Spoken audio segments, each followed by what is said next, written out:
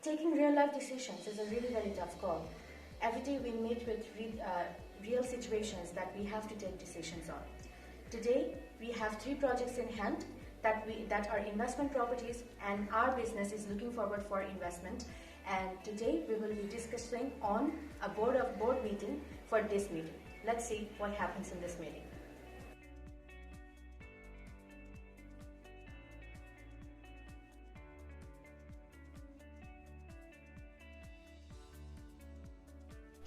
Today we all are here. As you all know, we have 3 projects in hand. Okay, first let me read out the projects. The first project is land held as an investment for long-term capital appreciation, and the second project is a building owned by the entity and leased out under one or more operating leases. And the third project is a property that is actually constructed or developed for future use as investment property. Now, as I know, IAS 40 investment properties prescribes the accounting treatment and disclosure with respect to investment property. But I'm very confused about which project to invest on we should go forward. Now, Mr. Halim, can you please explain us about the nature of these 3 investment properties?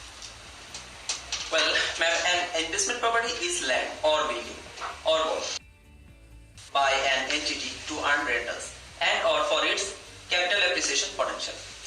Major nature of the investment properties is it does not include assets held for administrative and productive use by owners or held for sale. Actually, it generates cash flow largely independent of other assets, property held by lessee under operating lease. So, actually investment properties earns rentals and or capital appreciation. So I get your point. Now, as Mr. Manudin, you have heard about the nature of the investment properties. Now tell us about the initial recognition of these properties. Well, ma'am, according to IAS 40, a property can be measured as an investment property if it satisfies the condition. The 2 important conditions. First condition is future economic benefit associated with the property will flow to entity, and the second condition, the cost of investment property can be measured reliably. On the basis of two conditions, or 2 property fulfill this condition. So we should recognize the investment property, only 2 investment property, and initially we should recognize the investment property at its cost.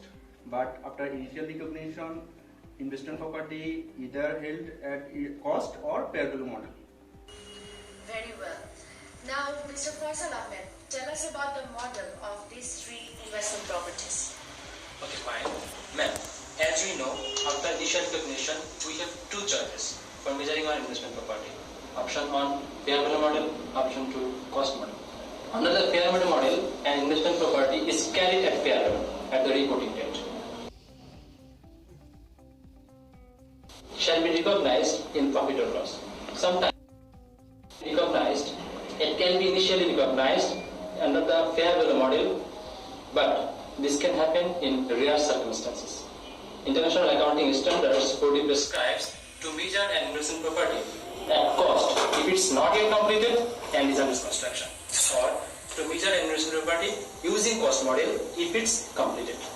An entity that applies the cost model should disclose the depreciation methods and rates, useful life used. We can actually switch cost model to fair value model or vice versa if the financial statement of the companies provide better, more reliable information, reserves and other events. Very well. Now, Mr. Faiz Ahmed, you have heard about the model of these investment properties. Tell us about the disposal procedure of investment properties. Well, IAS 40 disposal of investment property. An investment property should be derecognized on disposal, or when the investment property are permanently withdrawn from its use and no future economic benefits are expected from its disposal. And the gain or loss on disposal should be calculated as the difference between the net disposal proceeds and the carrying amount of assets, and should be recognized as income and expense in the income statement. And compensation from third parties is recognized when it becomes receivables. Very well. So, Mr. Arif, you have heard the whole discussion. Now help us decide what investment we should go forward. Well, madam, thank you very much. Actually, there are 3 projects are selected here. On these 3 projects, we collect some information by analyzing in my hand, considering the market condition and the external and internal information. So I want to show the analyze about on the boards. Sure, Mr. Arif. There are 3 projects here.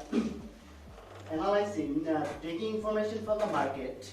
I will see there are 2 criteria. First one is demand for the customer. Demand for the customers. This is the important, I think, for the today's analysis. So, what we think about that matter, actually, it is your opinion. So, that's my analysis. Okay. Okay, thank you. Thank you, Mr. Arif. Now, summing up the whole meeting, coming to the discussion, we have got that we will going to invest on the second project, that is a building owned by the entity and leased out under one or more operating leases. That's all for today. Thank you.